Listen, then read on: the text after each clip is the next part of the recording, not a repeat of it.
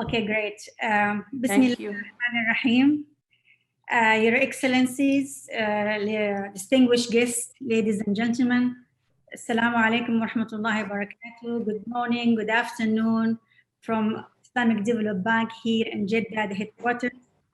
I'm so delighted to open today intellectual property seminar and webinar toward building a stronger innovation ecosystem by enhancing intellectual property in close cooperation with our great partner, World Intellectual Property Organization. We are honored to have both His Excellency Dr. Bandar Hajjar, IsDB President, and Mr. Darren Tang, WIPO DG, for their keynote opening remarks. So without any further delay, I would like to give the floor to His Excellency Dr. Bandar Hajjar. Go ahead, Your Excellency. Thank you, Dr. Hayat. Excellency Mr. Darren Tang, Director General of the World Intellectual Property Organization, WIPO. Excellency Mr. Jeffrey Oniyama, Minister of Foreign Affairs, Nigeria. Excellency Mr. Bapeng Brojonegoro, Minister of Research and Technology, Indonesia. Excellency Dr. Ojobonia Ono, Minister of Science and Technology, Nigeria. Distinguished guests, ladies and gentlemen, Assalamu alaikum wa rahmatullahi wa barakatuh. Good morning. I am delighted to be with you this morning, and I am grateful to you have taken the time to join us at this well-timed webinar, building stronger innovation ecosystem by enhancing intellectual property, held in close cooperation with the World Intellectual Property Organization. I thank the World Intellectual Property Organization for their contribution to the preparations for this event. I also thank Dr. Hayat Zindi for her hard work over the past difficult month leading to this webinar. Challenging year due to COVID-19. Of course, 2020 has been a challenging year, bringing about severe and unusual circumstances for the whole world due to COVID-19 pandemic, whose negative impact have led to economic and social disruption. The pandemic's unwanted effect have caused suffering that will last for years to come. Innovation at this is the heart of the socio-economic strategy. The central element of the innovation ecosystem is innovation itself, which lies at the heart of the IsDB mission. Innovation has been the primary building block for many countries' economic and industrial strategy.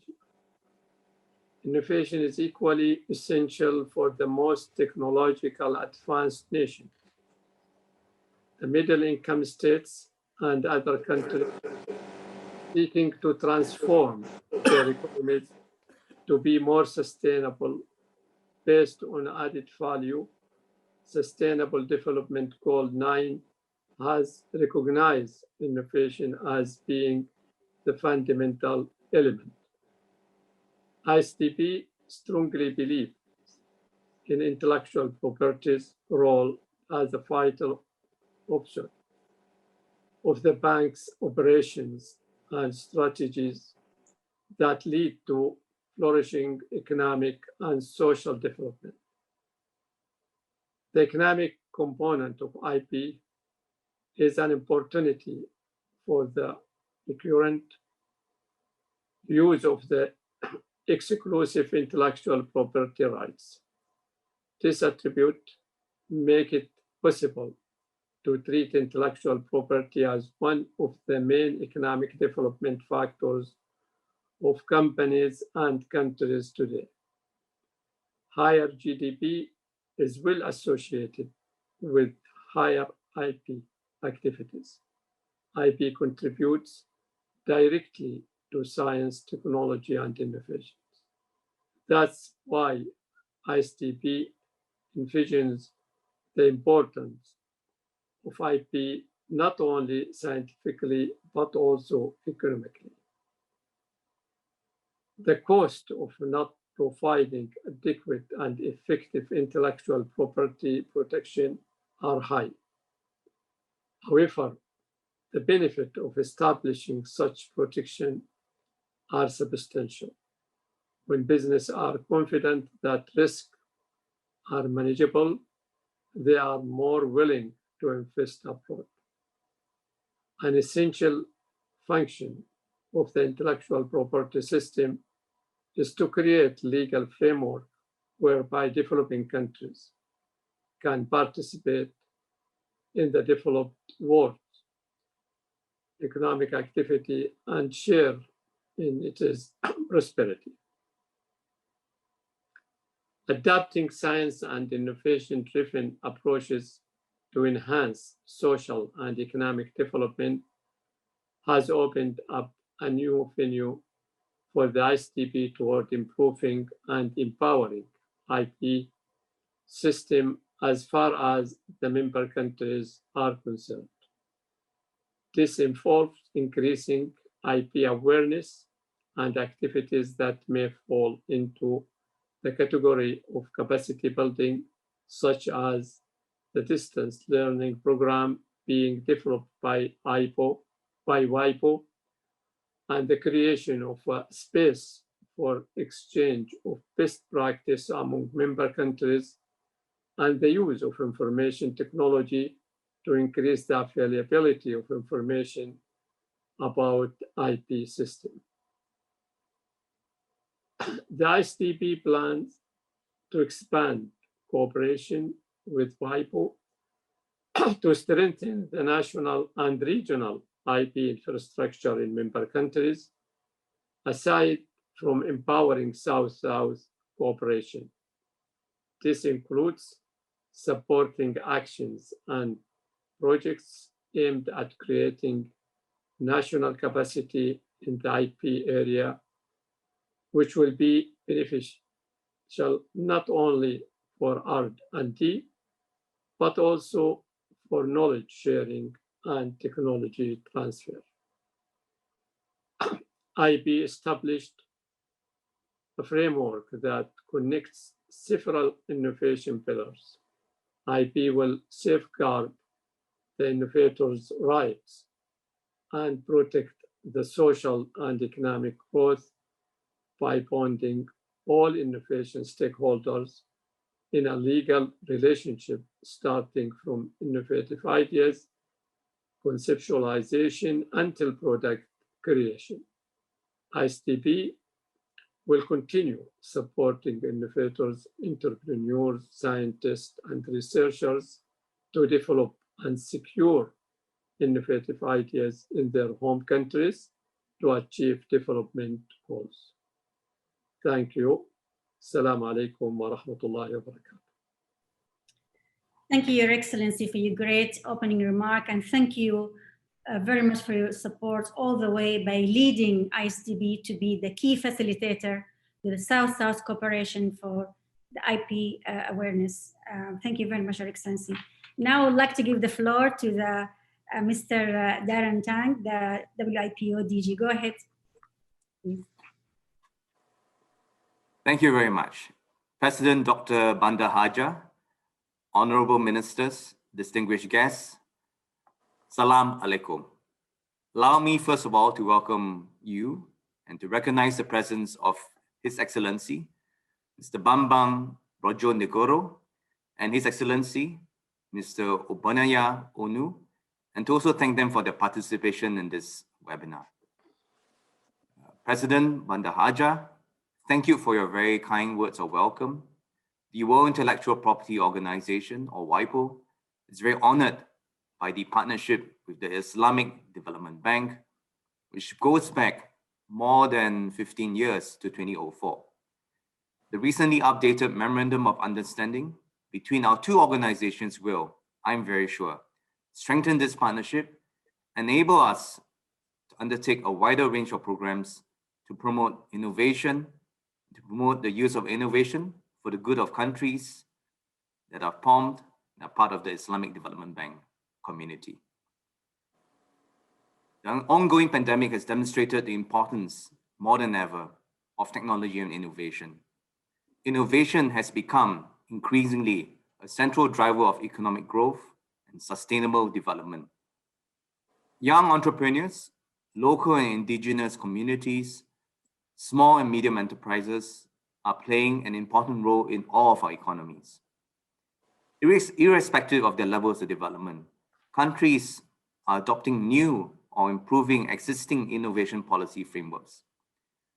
WIPO, for its part, is going to build and work with all of you to build a balanced, inclusive, forward-looking global IP ecosystem where all stakeholders in our global innovation community can participate in, benefit from it, and in the larger picture, bring these benefits to economies and societies. We have noted with great interest the efforts made by the bank to advance science, technology, and innovation across its 57 member states. Through the implementation of our partnership, we will help our youth, our entrepreneurs, to transform their inventions and their creative works into intangible assets, and thereafter to take these intangible assets to the market. This will greatly contribute to the economic growth and sustainable development of their countries. Mr. President, honorable ministers, dear guests, WIPO has a number of projects and programs targeted at strengthening innovation capacities. A whole new sector has been created to focus on this. This new sector, which is called IP and Innovation Ecosystems, is driven by the main objective to support member states in developing their IP and innovation ecosystems to drive enterprise growth, especially for small and medium enterprises, and to act as a catalyst for economic development of member states using IP. The sector will also support researchers and innovators in commercializing their ideas and their IP and their technology, and helping them take and use IP to take these ideas to the market. It will also support member states in the development of legislative and policy frameworks and build expertise in these areas. Mr. Marco Alaman is the sector lead, assistant DG in charge of this sector, and he will present some of the sector's activities later. I trust that our deliberations today and some of the ideas that we bounce around today as a result of this webinar will help us to come up with specific areas and specific projects that will strengthen the innovation ecosystems in the member states of the Islamic Development Bank. I look forward to building on the excellent relationships that exist between our two institutions, and I'm fully confident that our collaboration will help the young people, the entrepreneurs, the innovators, the researchers, and the SMEs in our region, in the member states of the Islamic Development Bank to capitalize on their intangible assets and to use IP to grow, develop, and prosper their societies and their countries. Lastly, let me wish all of you a successful webinar. Thank you very much. Thank you very much, Mr. Tang, and we are really looking forward to our partnership to help youth, entrepreneurs, indigenous people to take their idea and invention to strengthen the domestic and international market. Thank you very much. Now I'll hand over to Mr. Giovanni to start our second session. Go ahead, Mr. Giovanni. Thank you very much, Dr. Hayat Cindy. I'm deeply honored to be moderating the roundtable after the introductory remarks by His Excellency Dr. Bandar Hajar and our Director General of WIPO, Darren Tang. My name is Giovanni. I work for WIPO. I'm the acting director of the Transition and Developed Countries Department. And let me take the opportunity before I introduce the all the speakers for the roundtable. I was very intrigued by Dr. Hajar presentation, and if I may, I would like to take the liberty to ask him a question, but before again we start the roundtable with the speakers. Mr. President, you have taken a very courageous decision, not only to establish a department for science, technology, and innovation at the bank, but also to integrate and mainstream science and technology innovation into the operations, initiatives, and investment of the Islamic Development Bank group.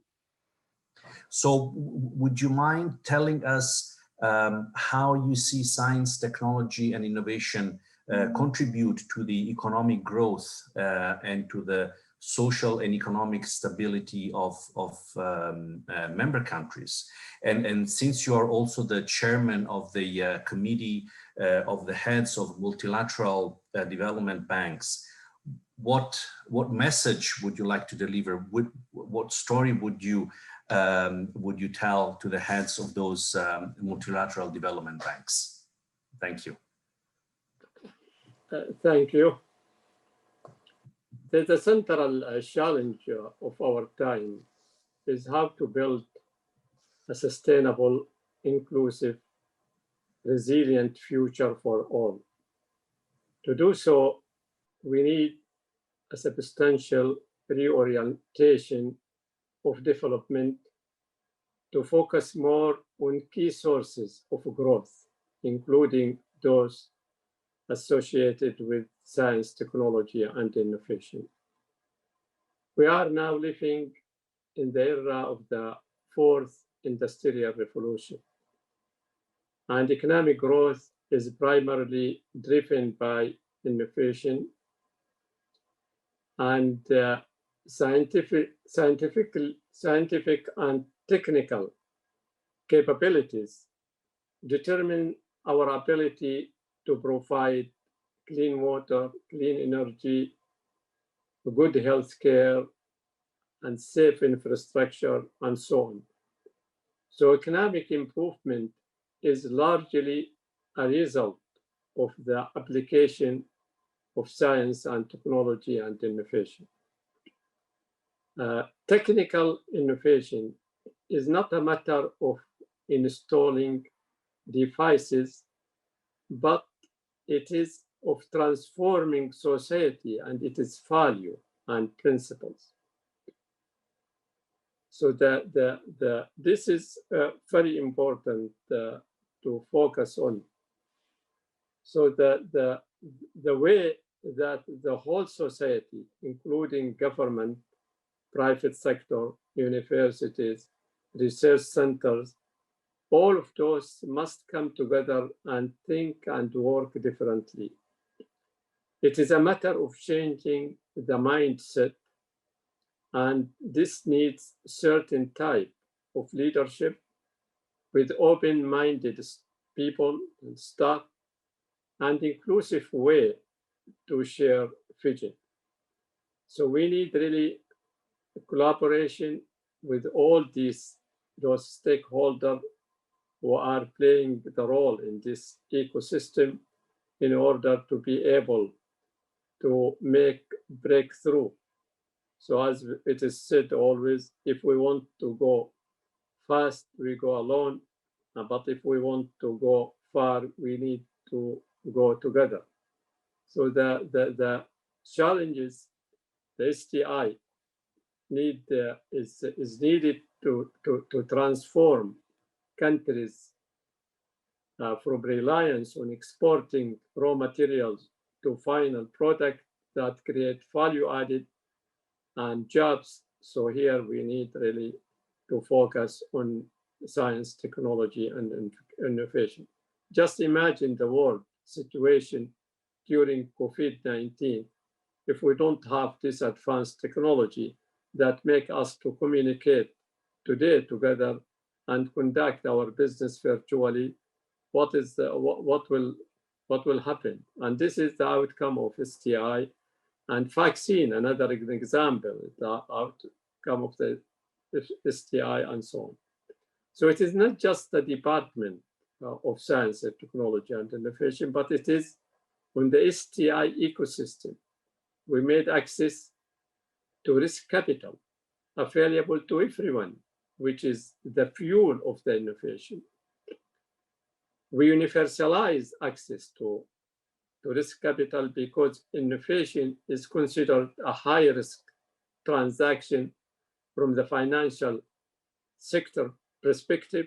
And for this reason, risk capital is available only to the handful big firms or the innovators in the Western countries, not in the developing countries. The IsDB is the only MDBs that make risk capital available to all those who has idea and transform these ideas into product.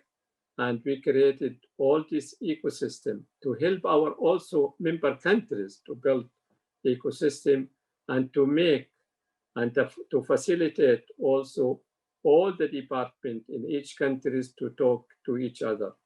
We have in each countries universities, research centers, private sectors, government, and so on. But in most cases, there is no connection. We need to connect the dots together in order to create this ecosystem and make impact on the ground. So this is how we look at it and how we always trying to encourage our colleagues and work together in order. Collaboration, of course, is not an easy. We talk with always, we say we need to collaborate, but collaboration is not an easy. We need to be really determined to go all the way despite all the difficulties. I don't want to take much of your time, but I will stop here. Thank you so much. Thank you, Mr. President. And if I may, I see Director General Tanks still with us. I don't know if you would like to pick up some of the points that the President has mentioned. I know I'm out of protocol, but I would really much to have your reaction. Thank you. Thank you so much, Giovanni. Well, again, it's a pleasure this morning to be here and an honor to be with the members of the Islamic Development Bank and of course with Dr. Panda Hajar. I have to say that I find that I'm very aligned with his comments and his views on the innovation ecosystem. And my view is very similar to his, which is that we now need to stop looking at IP purely from a legal and legalistic perspective. That's the traditional view of IP. It is not incorrect to look at IP from a legal perspective, but it's not enough. We now need to look at IP from the economic perspective, from the enterprise perspective, and from the social perspective. Because IP, and if anything the pandemic has done, is to accelerate the trend of our societies towards digital, towards technology, towards innovation. And coming from, if I may, coming from Asia, coming from Southeast Asia, coming from Singapore, coming from the part of the world that has struggled with development, I have seen for myself how much and how powerful this tool called IP can be if we look at it from an economic perspective, and how much it's helped the economies in the region, of course, not just Singapore, but also Indonesia, Philippines, Vietnam, Thailand, Malaysia, so on and so forth, and increasingly Cambodia, Laos, and Myanmar. How it's helped these countries to look at development and to find another engine for development. So I want to commend the work that Dr. Hajar and his team is doing, looking at IP from a broader perspective. And I want to divide this work into three parts, as Dr. Hajar says. First, how can we use IP to help SMEs especially, and young entrepreneurs who've got good ideas, take the ideas to the market, and because of digital platforms, not just focus on the domestic market, but also on regional markets and even global markets. And many countries that are member states of the IsDB will have many young entrepreneurs that you have met that have come to you, Dr. Hajar, asking for financing. And they they should learn how to use IP to take their ideas to the market, because IP is such a powerful tool now to do that. Because let's take, for example, if they have got a good brand and they do not protect their brand with the right trademark strategy, when they export their brand across borders, they'll face a lot of difficulties in having their brand identity across borders. So just one very practical example of how IP can help SMEs. The second part that Dr. Hajar, you mentioned, is IP financing, which I fully agree with you that there is a real lack of support, financial support, capital support for entrepreneurs that are based on innovation. We have a lot of support in the countries in the member states of the IsDB for support for countries or for ideas that are based on resources, commodities, infrastructure, property, and so on and so forth. These are the traditional assets that we are used to. So when these people go to a bank and ask for financing for traditional assets, they have no issues. But if they have several patents, several trademarks, several designs, or several great ideas that are digital, and they go to a bank or they go to traditional financing, they ask for financial help, most of the time, the banks will not accept IP as collateral, and the banks will ask for personal guarantees, or the banks will ask for their houses to be mortgaged. And that really destroys the entrepreneurial spirit of these young people, because they're not in a position in life to be able to give personal guarantees so young in life, to take that sort of risk, and to also to have houses to mortgage. So what happens? Well, they go to other countries to seek financing, and the technology leaks out of that country and moves to another country. So the work that we are doing, that WIPO wants to do, and I think the bank is doing in a big way as well with your technology fund, is to give capital support for these companies so they can scale up, and yet remain and support the countries and to bring value to the countries. And the third thing I want to focus on is that for many member states of the Islamic Development Bank, the future is in the young people, because they are entrepreneurial, they are innovative, they are what we call digital natives. Just look at our kids. They are so used to the internet, they're so used to the mobile phones and the mobile devices. And so for them, even more important than ever, we need to support these young people with their ideas, because if they feel that IP is mysterious, it's legal, it's scary, it's technical, and they're not interested in it, it would be such a pity and such a waste, because IP, as we all know, can be very powerful for them in their hands to help take their ideas to the market. And the future is theirs.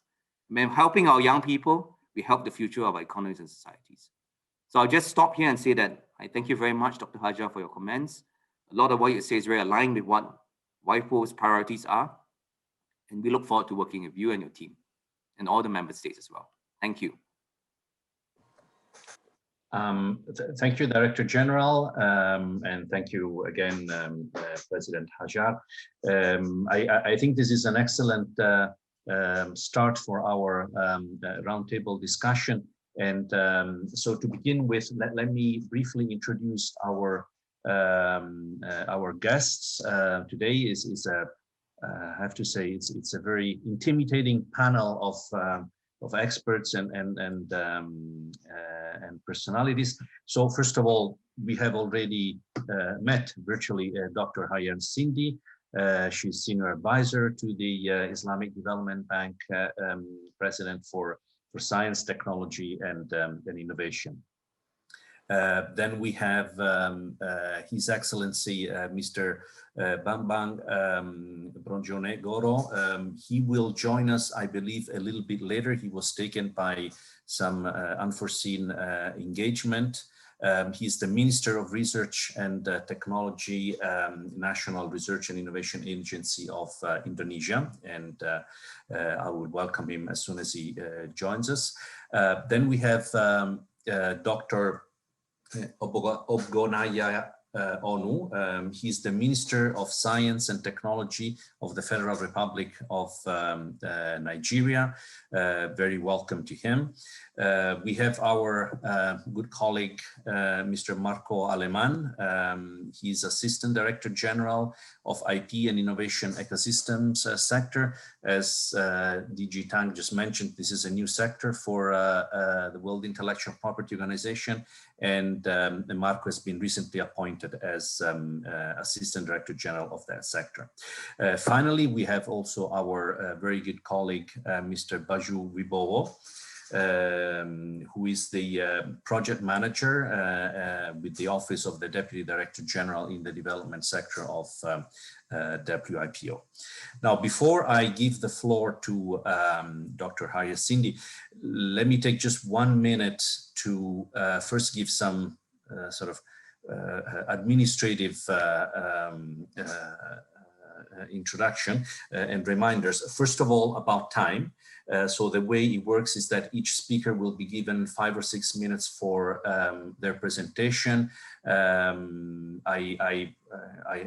would like to kindly remind everyone to stick to that time limit. Also, the slides will be managed by our host. So please, those who have presentations, just ask for the next slide.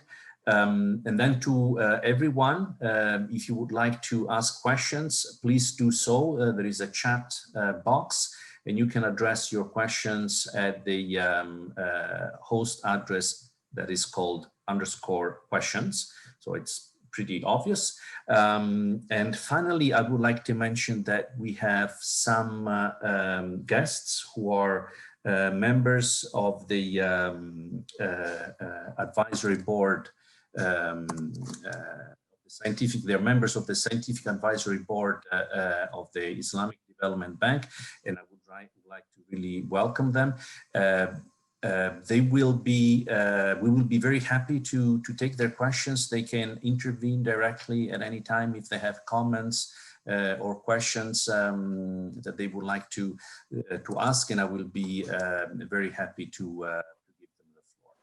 So having said that, I don't need to add anything to the very insightful introductory remarks and further comments made by our initial guests and speakers. And I would like to immediately give the floor to Dr. Hajar Sindhi for her presentation. And please, you have the floor. Thank you again.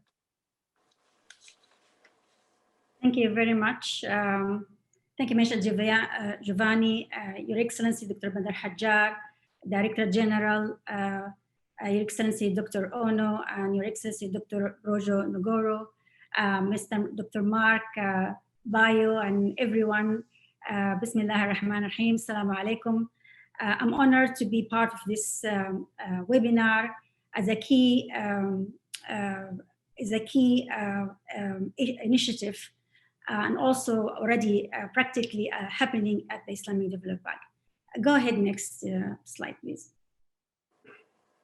Just a quick reminder, Islamic Development Bank, the main mission for the Islamic Development Bank is to empower and to equip people with the right tools to set the sustainable future through Islamic finance, through science, technology, and innovation, as he mentioned, His Excellency, with the great partnership and the whole value chain.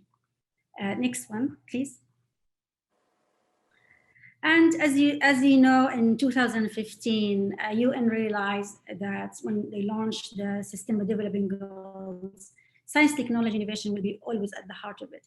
And that's why His Excellency, according to what we do at the bank as a development bank, he put science, technology, and innovation as the key pillar of IsDB strategy. And we established a science technology department, and His Excellency mentioned, and not just like any department, the main function of this department is to help, and exactly Dr. Dan, what he said, entrepreneurs for the risk investment to fulfill their potential. And as you know, when the soil is scratched, then it's really catastrophe for their own creativity.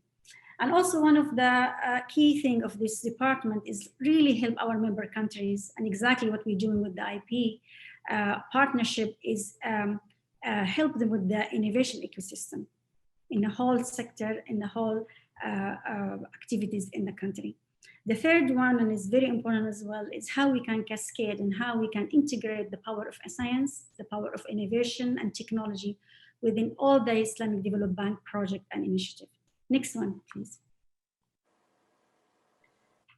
And as you know, as His Excellency mentioned, Mr. Tang, with the COVID-19, we cannot ignore the power of science and technology innovation, and it reached all areas of our society: health, education, governance, and beyond that. And so integrated system approach to science, technology, and innovation is critical for global development.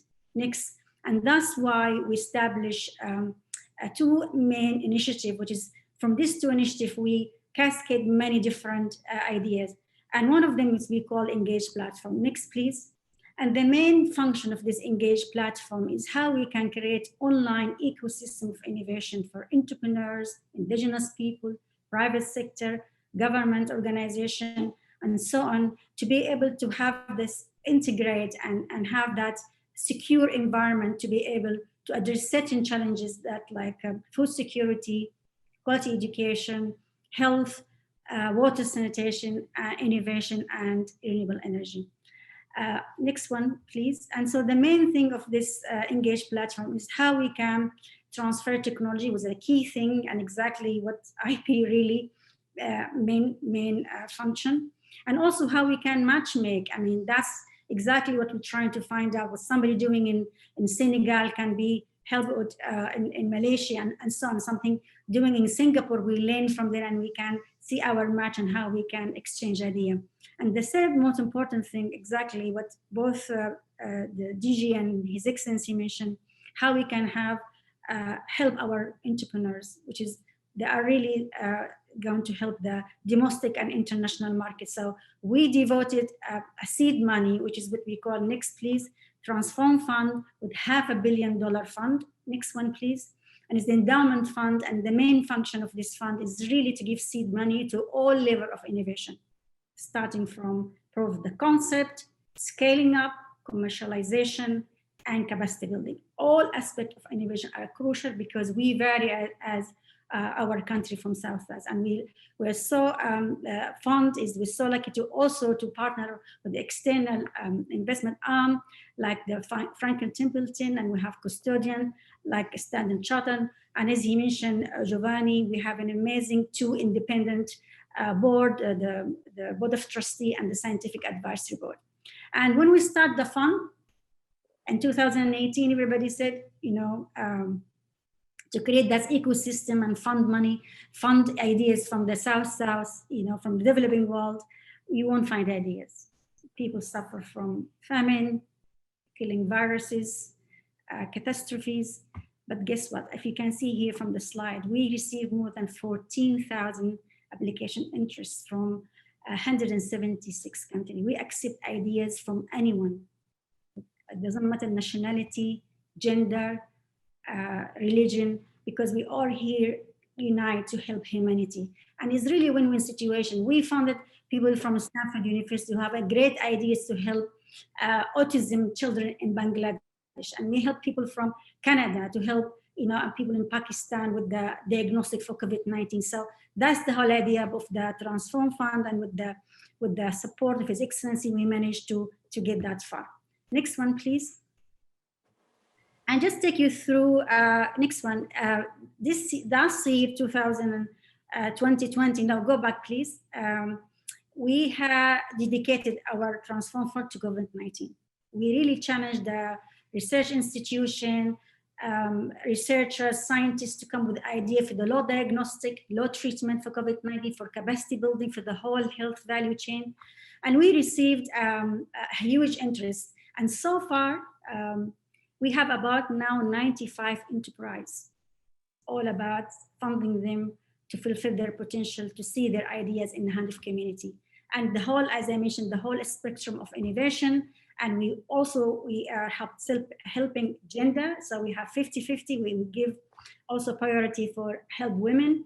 And you can see that we have, you know, the innovation from from non-member countries and from across Asia, Africa, Europe, MENA region, and North America. Next one, please. And as you mentioned, money is one key thing, but it's not everything. Next one. So we created something called Transform Academy, and this is the most key feature of this fund, because as all you mentioned, you know, give them the money is one thing, but how they learn about intellectual property. And I have a great example to show you. Before they came to us, they have no clue about the intellectual property and how they can do with it. So we would create this academy with experts for lots of hours of free series. For through the week, it's 50 hours, but we have them for life.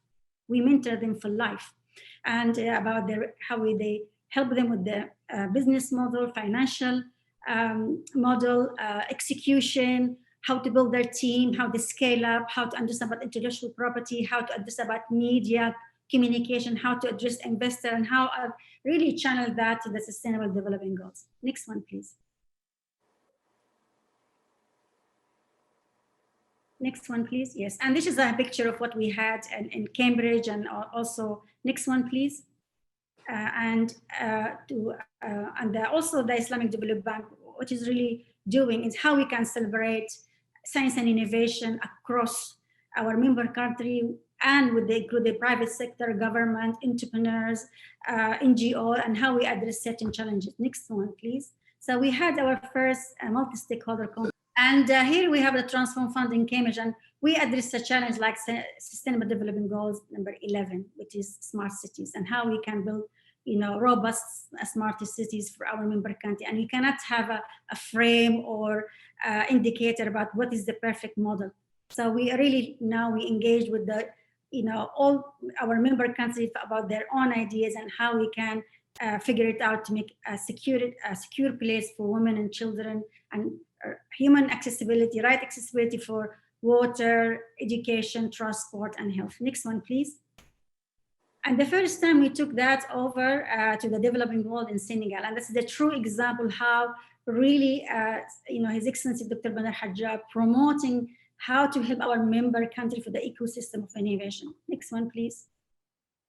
And as you can see here, that both His Excellency and Macky Sall went through all the, the exhibition, talking to entrepreneurs. So this has become presidential, call, and next time will be, inshallah, in Kazakhstan. Next one, please. So also we have something called roadshow. Next one, please. When we really have a national call, when we ask the whole government and His Excellency go there to interact with the private sector and research institution, and we had something in Kazakhstan, Uzbekistan, Bangladesh, Niger, Uzbekistan, and also to increase the awareness of intellectual property and innovation. And this year, inshallah, we're going to be in MIT, Harvard, Sierra Leone, Malaysia, Nigeria, and Saudi Arabia and Jordan. Next one, please. And also, next one, please, we create one-of-a-kind crowdfunding platform when we want to have that change of the mindset of you can have a crowdfunding for innovation. And you can see here we have about more than 23 million outreach, and we have more than 3,300 donors. And the top countries who are really promoting this is from the developing world. And you can see the names here, and you can see here how the entrepreneurs, they can put their ideas and they ask for donation. Next one, please. Next one, please. So this one is like, I can talk about that in my question. Next one, please. And here one great example when people used to storage their food. You can see that the top picture, it was like on the ground. But with our entrepreneur, Zur, we learned first about intellectual property. He managed to create free refrigerator from solar systems. So you can see the picture down there, how he transformed the life of the farmers, more than 80% increase in income, and he built 20 units. So he created also local economy. Next one, please. Yes, next one, please. So I just want to finalize to say here, you can see obviously from our program, IP is a crucial to our initiative and to our activities. And with this partnership with WIPO, the bank will act as a facilitator to whole South-South cooperation. First, to promote the better understanding of how intellectual property system works, by attracting foreign investment, by level up fair competition and solid ground for foster entrepreneur activities, and also for national economy. Also how we can create a better awareness of intellectual property, enhance public knowledge. Also by improve the access in technological information contained in patent documents, to create a better awareness of the role of trademarks, industrial designs, and geographical indicators for successful trade and business in domestic and international market. And also, finally, IsDB will engage with a university. That's we call all of you, universities and research institutions, to make awareness about teaching of IP to all the students. And we're starting the starting point. We're starting with the key countries that we're going to have that type of webinar and awareness, like Malaysia, Pakistan, now Nigeria, Indonesia, Egypt, Morocco, and Saudi Arabia and Uganda. And also with our partnership with WIPO, with Treasure, we're going to support the technology and innovation support centers as a pilot country. Thank you very much, and sorry for making it longer, but I cannot help it. Thank you. No, thank you very much, Hayat, and apologies again. One of the shortcomings of being the moderator is to remind the speakers of the time. These are all excellent pieces of information that you gave us, and it's I think it's an extremely rewarding, but I'm sure also challenging program, the one that you have. In fact, more than one program, and I really commend the bank on these extremely successful initiatives. So if I may, I don't know if His Excellency Mr. Bambang Brojonegoro is already with us. Yes, I can see him. Welcome, Your Excellency. I would like then to give you the floor for your presentation, for your initial presentation, 5 or 6 minutes. Please, the floor is yours. Okay. Thank you very much, Excellency Dr. Bandar Hajar, President of IDB Group, Mr. Darren Tang, Director General of WIPO, Honorable Ministers, Speakers, guests, ladies and gentlemen. Assalamualaikum warahmatullahi wabarakatuh. Very good day to all of you. First of all, it is my great pleasure to be here attending the webinar jointly held by the Islamic Development Bank and the World Intellectual Property Organization, or WIPO, with many proponent policymakers, researchers, and practitioners. This forum hopes to carry on an objection to promote and strengthen the intellectual property system in the IsDB member as an essential tool for the promotion and the use of science, technology, and innovation. Indonesia has a vision to be a high-income country by 2045 by implementing the innovation-driven economy. This can only be done through advancing science and technology to give more value to Indonesia's natural resources. In order to transform our science and technology, we need to collaborate together. Therefore, we implement the triple helix synergy between the researcher, government, and the industry to create a conducive research ecosystem that enables the research to be useful for the people. The government acts as integrator, as well as reducing the communication gap between the researcher and the industry. Furthermore, we also have the super tax deduction that aims to trigger the industry to do research.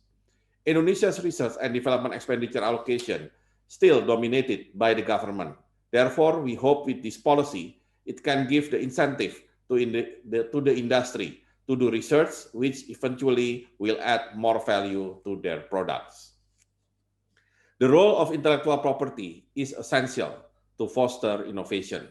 Without protection of ideas, business and individuals would not reap the full benefit of their invention and would focus less on research and development.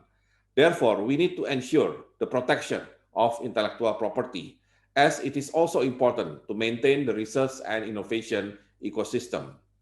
In the last 5 years, there is a growing number of publications indexed in Scopus and patents that are noted in WIPO. In 2018, Indonesia's international publication reached 30,924, approaching Malaysia with 31,968. Indonesia was second ranked in ASEAN. Surely, it is a pleasant number to hear. However, our focus is on the quality and relevancy of the publication instead of the numbers. The numbers indicate a conducive research ecosystem as it enables the researchers to be productive. The growth of international publication is significantly correlated with the increase of patents. In 2018, Indonesia's listed patents reached 2,842. These numbers showed the success of waiving patent maintenance fee for the next 5 years after the patents are created. However, again, we should not solely focus on the numbers, rather on the patents that can be useful for people and drive the economy. As an example, when COVID-19 began to emerge in Indonesia, we realized that there had to be concrete steps to develop health products to deal with very fast spread of the virus.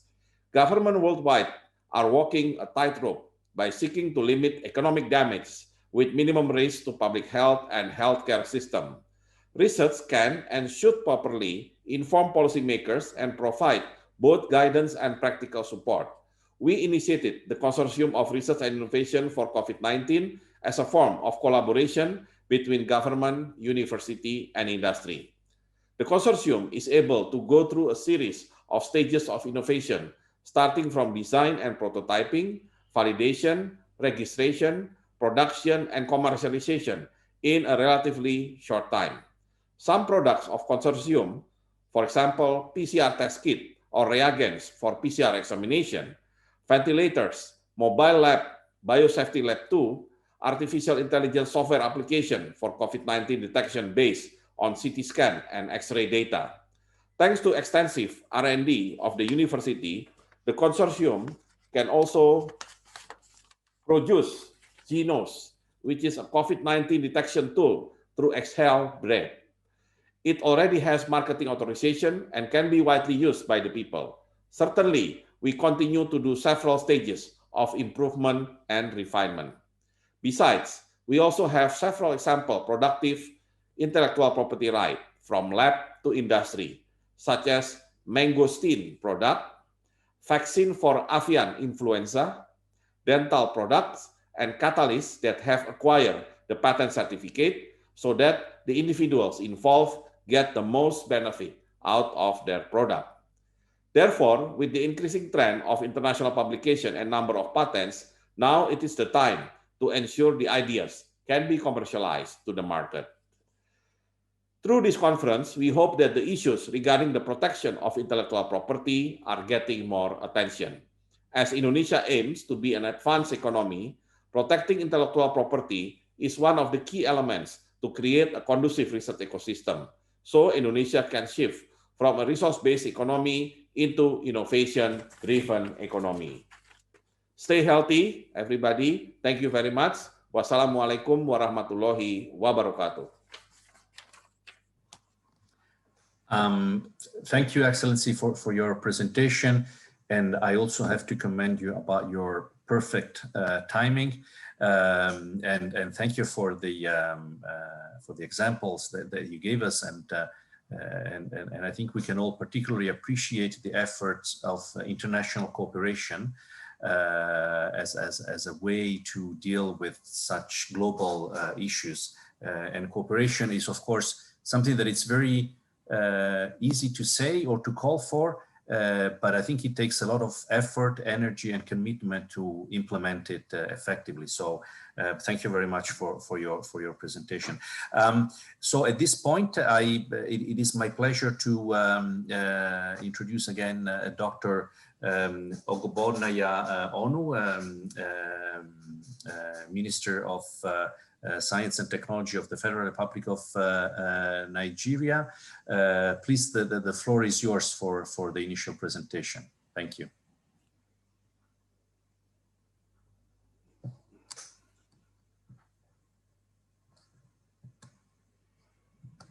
I think you have to unmute.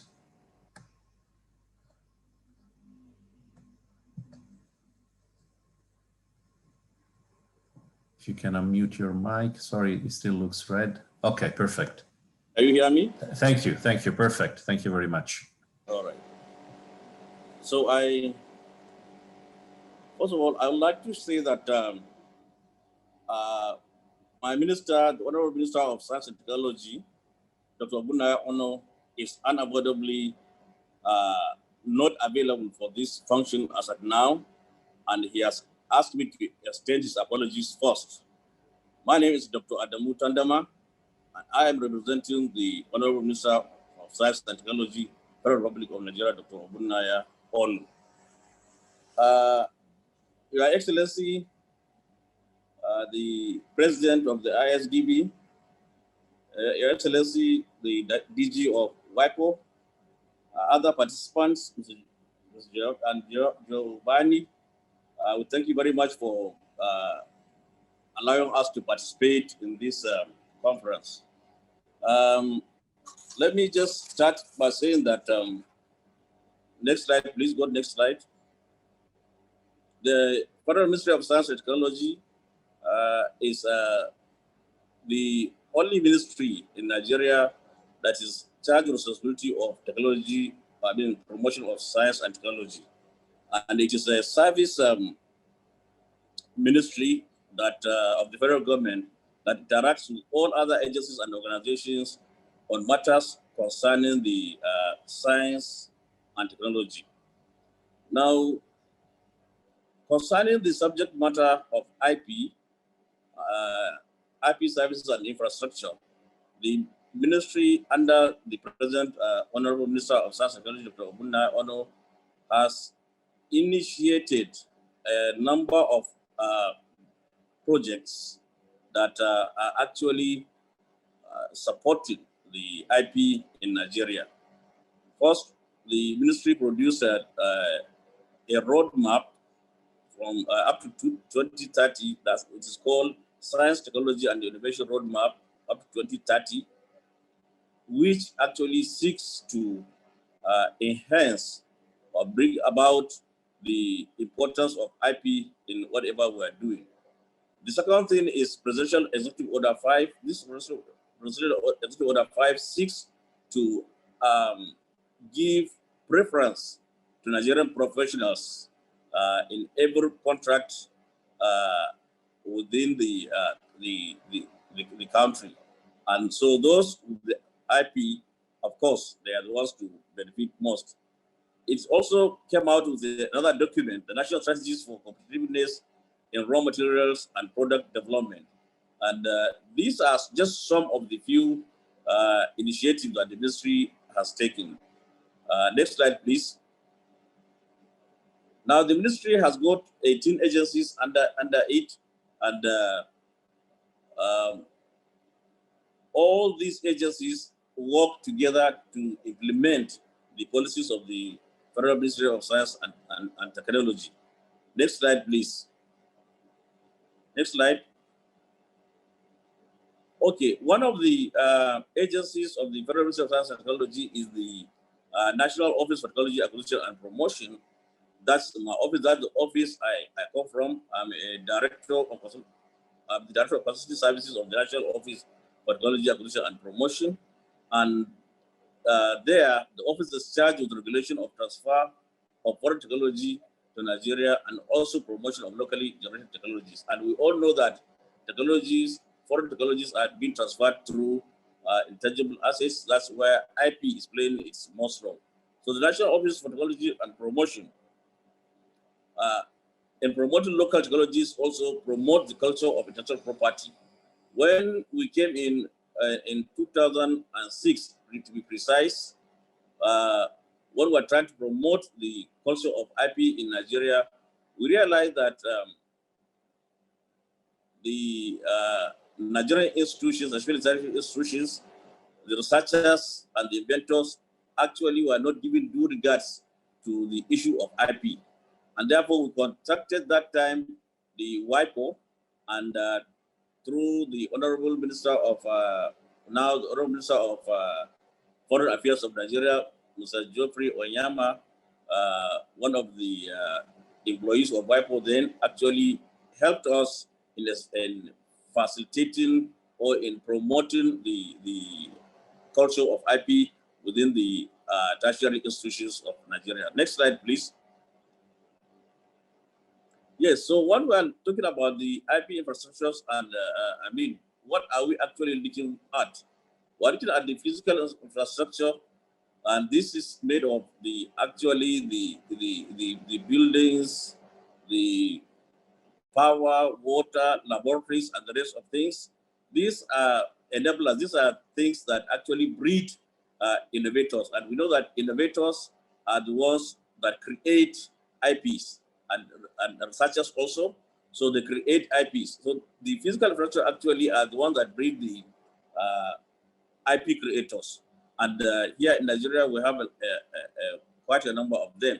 The next important infrastructure actually is the information infrastructure, especially now that the ICT is playing a big role in everything that we do.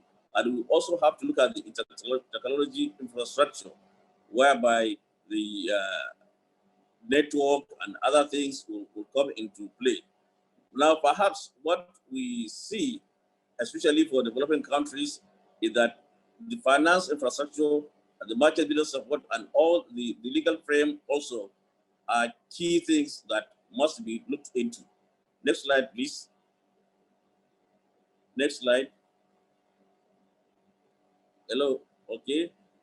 So, but there is always the need to actually strengthen the IP structures.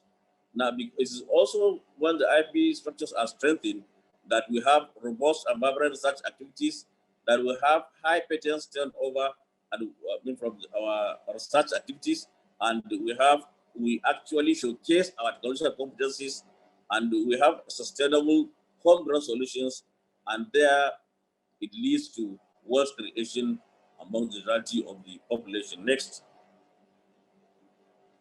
Yes, but what does it take actually to strengthen the IP services structures?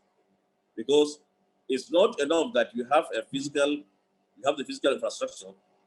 If in any institution or in every research institute, you don't have state-of-the-art laboratories, it is difficult for researchers to work, and it's difficult for any meaningful IP to be generated within such an institution. Of course, the modern ICT equipment and the high broadband networks, all these are things that actually put up to promote and strengthen the IP services structure. That, of course, we have to have a quick and less cumbersome access to finance. I'm very encouraged by the president of the IsDB, and I'm telling you that Nigeria is looking into what the presentation that he made with a view to tapping into it, even though we saw that from the position of Dr. Hayat, 4 Nigerians at least have accessed the assistance, and I'm telling you from today or from this year, very many more will benefit, because we are going to subsidize them. Then, of course, we have to have, for developing countries, we have to have robust national IP policy. If you don't have a robust IP, if you don't have national IP policy, all that you're talking about IP cannot actually be cannot materialize into anything. Next slide, please. Next slide. Okay, so in addition to what the ministry has done, we, the federal government of Nigeria has actually made a number of other initiatives in support of the IP infrastructure. And we have a dedicated network, internet for all government functionaries, the Galaxy backbone, and in all the higher institutions, there is an institutional network that enables the researchers, even the students, and everyone to communicate within the university or the research institute campuses. The government has also established the Executive Order 5, like I said, is one of the enablers. That's also a National Board for Technology Incubation, and my office, which promote IP. That's also the legal framework that we have in Nigeria today. It's only the patent registry which registers the patent, and trademark registry which registers the trademark, and the copyright commission that deals with the copyright. So these are the only legal framework we have. But actually, in terms of having a national IP policy, we're still looking at it. Next slide, please. Yes, you have one more minute, if I may. All right, it's okay. So I just wanted to actually bring to you some of the initiative that the Nigerian government has taken. Like I said, this was an initiative actually that was supported by WIPO. We decided, when we realized that there's a weak culture of IP within our institutions, tertiary institutions of such institutes, we actually tried to establish what we call intellectual property and technology transfer offices within these tertiary institutions.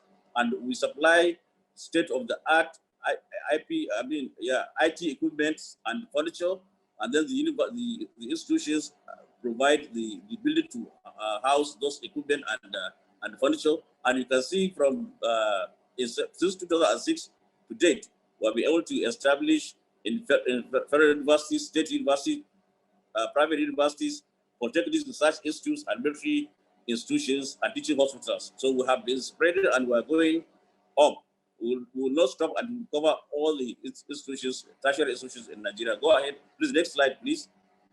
Yes, but what is the impact of that initiative? So when we took that impact, we saw that in 2015, for example, we started getting patents from the institutions. We had 6 in 2015, then it grew in 2016 to 16, 2017 to 50, 2018 to 55, and 2019 to 57, and is actually growing. Next, please. Next slide. Yes, but what are the challenges actually associated with it? In all developing countries, what actually hampers the development of IP or the IP infrastructures, or even any initiative that you take, you see, is that first of all, lack of continuity of government projects. You see, when this, for example, in Nigeria today, this present government is friendly to science and technology and has actually given every support for science and technology. Therefore, we are enjoying the support from the national government so that able to promote the IP and take any other initiative. Now, but in other regimes, you might see that maybe some other regimes will come and then downplay the essence or the importance of IP.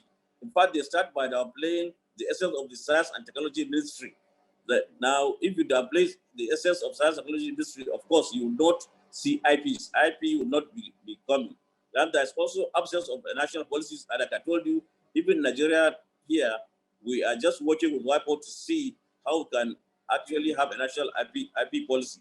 Now, there's also the brain drain syndrome. Still, we're facing this brain drain syndrome because most of our most of our good brains leave the country for a better or greener pasture outside the country. There's also limited private partnership or limited private partners which can provide finance, not like the Western worlds where you have angels, you have the venture capitalists. And then, of course, some of our foreign partners are really might not be willing to actually assist in developing our own science and technology policy. Go ahead, please. Next slide. Next slide, please. So, in conclusion, the initiatives to promote and strengthen the IP services depend on the interest of IP by the government of the day. Here in Nigeria, the present government is interested in IP development. Hence, most of the support of IP comes from the government. So, all the expenditure for promoting IP is coming from the federal government. Less is coming from the private sector. And this is geared towards establishing research laboratories, even granting finances for research, and providing ICT infrastructures. All these are capital-intensive ventures, and then it's only dependent on government. The private partners are yet to key into these initiatives. Next slide, please. Next slide, please. Thank you very much. Thank you very much. Thank you. Very, very interesting presentation. You have a lot of initiatives, and it is also interesting that you are carefully measuring the impact of these different initiatives. I think it's very important to have the metrics of the impact of government policies. Thank you again. So it is my pleasure now to give the floor to Marco Aleman. He's the Assistant Director General for IP and the Innovation Ecosystems sector. Marco, the floor is yours. Just only one thing, I would like to encourage everybody in the audience to ask questions in the chat box through the to the questions addressee. And with that, I'll give the floor to you, Marco. You have 5 or 6 minutes, and I will come back to you with some questions afterwards. Thank you. Many thanks, and many thanks for the opportunity to present on this occasion very familiar faces and a great opportunity for me to share on enhancing IP and innovation ecosystems. So I just want to double check. I do not see the presentation. Is somebody sharing, or I will share the presentation myself? Presentation is already on the screen. You just need to say next slide. Now it's the first slide. Good. I cannot see it. I don't know why. Let me check why I cannot see it. Just 1 second. Yeah, it's there. So next slide, please. Next, please. Good. Probably one of the first elements for my presentation is to mention how IP plays a very important role as a key driver on innovation and on economic growth. And there are many reasons for that, but let me highlight few. The increasing economic importance on intangible assets. For everybody is extremely clear how intellectual property and intangibles in general play a more prominent role today when it comes to internal trade or international trade. When you see the value of tangible versus intangible for national companies or for multinational company, it is clear that intangibles are increasing their contribution in the total value of enterprises.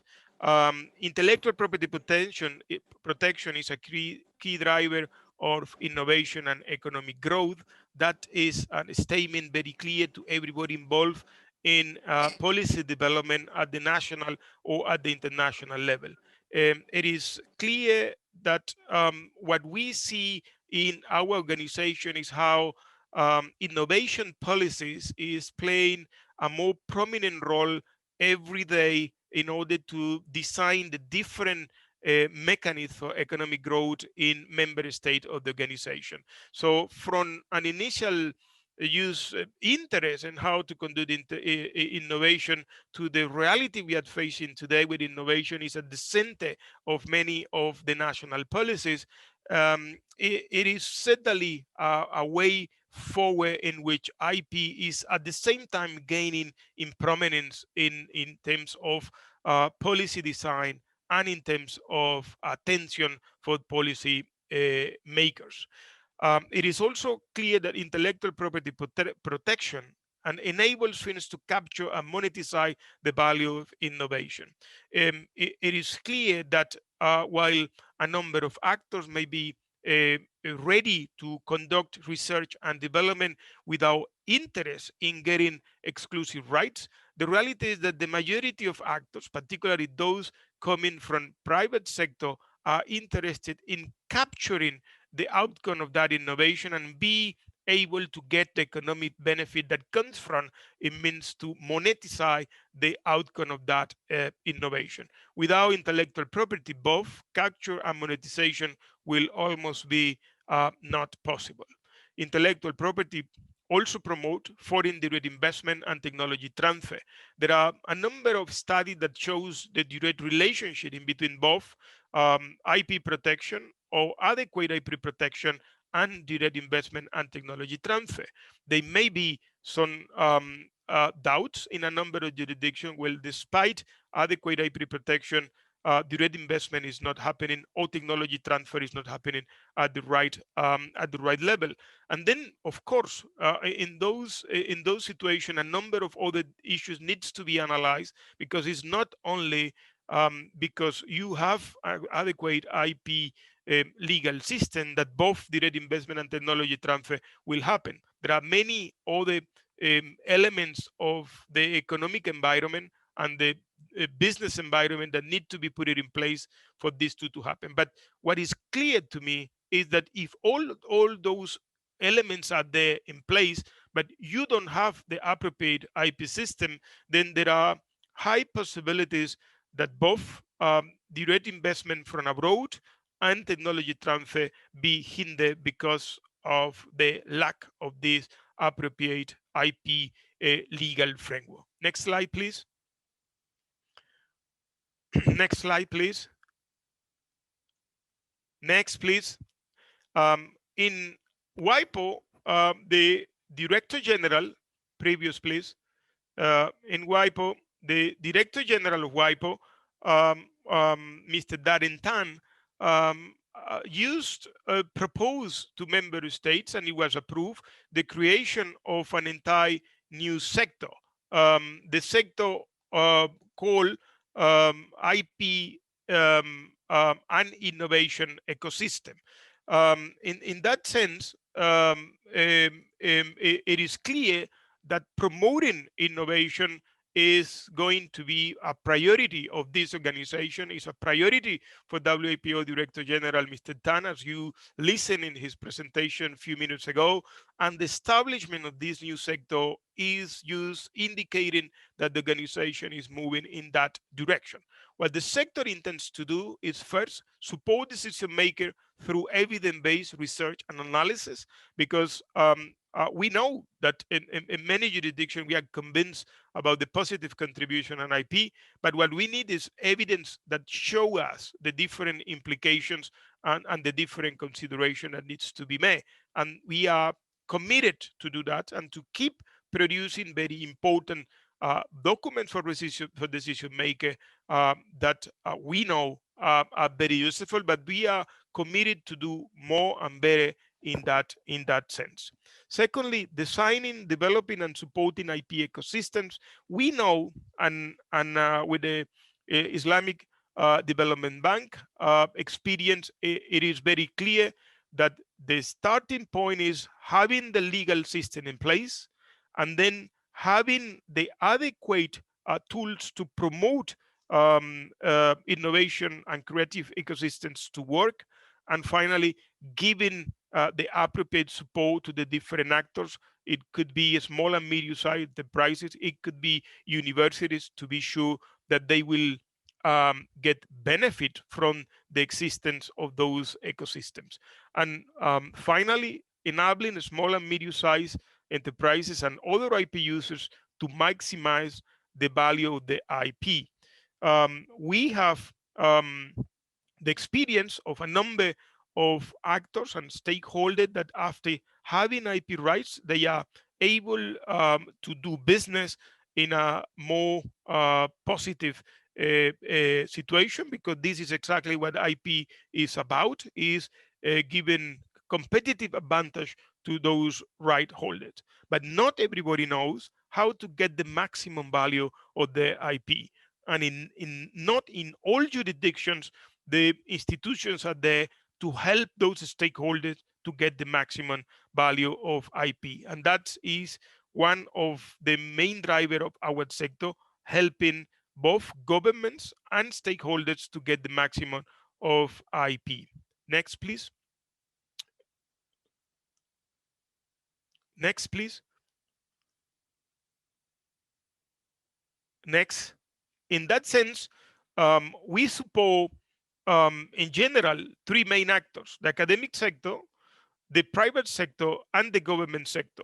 And we not only support them, but we support the interaction in between those actors, in between the academic sector and the private sector, and in between the private sector and the government sector. Let me, for the sake of time, just mention a few of the activities we are conducting in members of the Islamic Development Bank. Next, please. If we see the global data of what we have been doing worldwide, you have here a number of information of activities taking place in a worldwide scale. For example, the establishment of the so-called TISC, Technology and Information Center, in which have been or are available in Islamic Development Bank member states in a number of 443, what is certainly an impressive number of institutions available to help different actors among the member of the Islamic Development Bank. We have been working with universities, again, in member of the bank, in 39 cases in which IP policies of the university had been either analyzed or either put it in place or revised. We have been able to provide academic support in more than 156 activities. And finally, we have been providing support to small and medium-sized enterprises in more than 138 cases. Next, please. This. Yes, Marco. So, sorry Yes. to interrupt. You have 1 or 2 minutes. I'm sorry. I will summarize. No problem. Thank you. Thank you. Many thanks. Can we move 3 slides, please? Next. Next. Next. Next, please.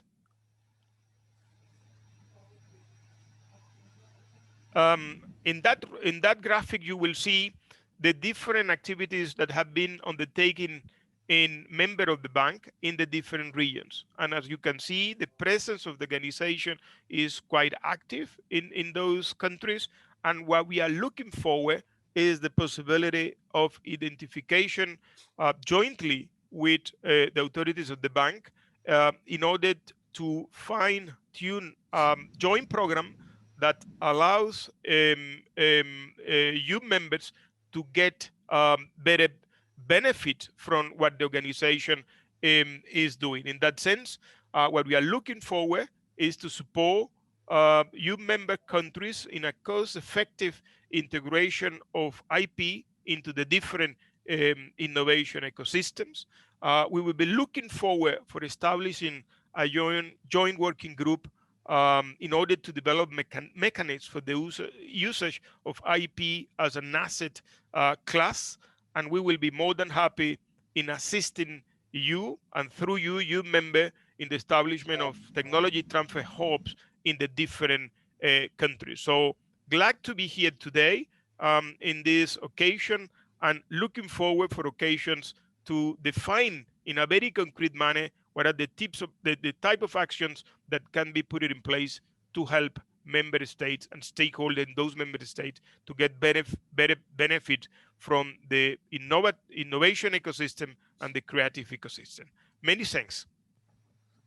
Thank you very much, Marco, for the very comprehensive illustration also of the initiatives of WIPO and of course the cooperation with the bank. I think is going to be crucial for the sector that you're heading. So let me turn now to our last speaker, Bajoe Wibowo, who is with the Office of the Deputy Director General of the Development Sector. He will tell us something about an initiative of WIPO called WIPO Match. Bajoe, the floor is yours, and I trust you with the time. Thank you very much. Thank you, Giovanni, and thank you for the opportunity. Excellencies, distinguished members of the Islamic Development Bank Scientific Advisory Board, ladies and gentlemen, Assalamu alaikum wa rahmatullahi wa barakatuh. The well-known quote of President Roosevelt, "Chance happens when preparation meets opportunity," applies to WIPO Match, which is an free online platform to match seekers of specific IP-related need with potential providers of offering resources. the opportunities, the preparation opportunities are coming together in WIPO Match to ensure to create a conducive environment to amplify the chances for fruitful innovation and technical assistance project. As you can see in the on the screen, WIPO Match is the synergistic amalgam of vision. In this context, as was previously presented by the Director General, the vision of WIPO is to demystify the role of IP and to make it accessible to all IP stakeholders with an inclusive ecosystems where all the stakeholders can participate and benefit from it. The IDB Vision, as you can see, next, please. Next, please. Next, please. Yes. So, next, please. Okay. You can see here that the vision of the IDB intersects with the vision of WIPO in planning a sustainable future with global partnership and also driving innovation. This is very important to understand also that it is notable that the Islamic Development Bank has made available an extraordinary fund of $500 million to spur innovation within the 57 member states with a market of 1.7 billion people. And this is a leading example of how a financial institution like IDB can inspire innovation within the midst and bounds of WIPO. And WIPO Match, as you can see here, is the lubricant which basically facilitates IP-based cross-collaboration and frictionless interaction among the growing members of the WIPO Match community. To date, 120 members from 53 countries. And next slides, please. And you can also see, with different backgrounds. Next slide, please. Next, please. So in addition to meet the objective of the various programs of WIPO, the strength of WIPO Match, as you can see on this slide, is that all members have the like-minded approach towards supporting a sustainable, a supportive, and innovative environment to basically achieve the Sustainable Development Goal 2030. In line with this spirit to support global development, WIPO Match is also part of the United Nations Connect 2030, which is the platform supporting science, technology, and innovation. In addition to that, WIPO Match is also a member of the South-South Galaxy of the United Nations, which supports basically and fosters Southern partnerships in the area of innovation. Public-private partnerships, South-South cooperation, South-North cooperation, and SDGs bolster all WIPO Match partnerships. And when a match takes place, it does not precipitate out of the conduit. It continues to flow, and sometimes it even nucleates further matches later. And the underpinning of WIPO Match is to ensure that the last link of the innovation cycle, be strong enough towards commercialization. Therefore, the WIPO Match, within the WIPO Match vision, the engagement of the private sector is crucial in order to meet this last link. Bertrand Piccard, the solar pioneer and explorer, said once, if we want to innovate and achieve impossible goals, we have to understand that the only obstacle to succeed is our mindset.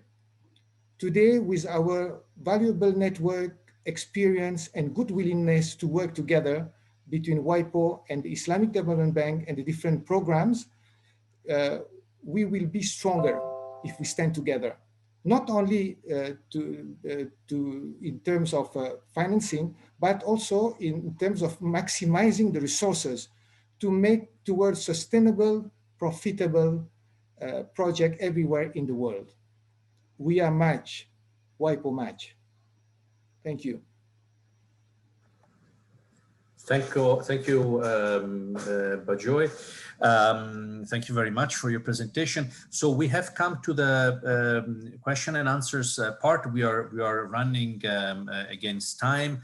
I have several questions, in fact, but I would like to ask just one question to each speaker, and I will be very short in my questions, and please I recommend the speakers to have short answers before we close this round table. So I would like to start with Dr. Hajar Sindi.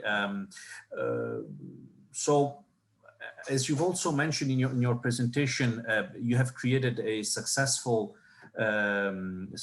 networks and partnerships initiatives with international organizations to achieve the mission of the bank with regard to science, technology, and innovation. And so I was wondering if you could shed some light on this and tell us more on how you are collaborating with other international institutions to achieve the goals and the programs of the Islamic Development Bank. Thank you, Rani. Very quick, a partnership is one of the key pillars for the Islamic Development Bank, and we value our partnership, especially partnership like this. And without the network, without international collaboration, especially for science and technology, we cannot be isolated. We need to know, and we need to collaborate with the institutions who are really advanced, and they can help us to accomplish our mission. So we have great partnership with UNESCO for the Go and Spin study. We have partnership with UNICEF, WHO. We have a partnership with TWAS, as we recreated the whole scholarship program and the sustainability science. So we help our students to really come with the innovation, and we can patent that for them. We partnered with the IAEA to be able to have this great fund to help women cancer and for cervical and breast cancer. So it's exactly what His Excellency mentioned, to keep the partnership going and to have that, for example, the MOU with WIPO effective, we need to really work hard. We need to have a target, we need to focus, and always we need to increase our partnership who are really passionate about what we do. So the outcome will be huge. So partnership is a critical, and we cannot do that, especially in science and technology innovation, without networking. Thank you, Giovanna. Thank you. No, you're absolutely right. So let me turn now to His Excellency Minister Bambang Brojonegoro from Indonesia, and I would like to ask him. Apart from patents, there are many other intellectual property rights that have a strong impact, I think, on the economic and social development of each country, such as trademarks and brands and designs, etc. So to what extent do you think they are important for Indonesia and for other fast-growing economies, and how should their management and use be enhanced? Yes. Thank you. So, Mr. Napolitano, I think I'm currently Minister of Research and Technology, but my background, I'm an economist and formerly Minister of Finance and Minister of Planning. So let me answer your question based on first my current position, and secondly my educational background.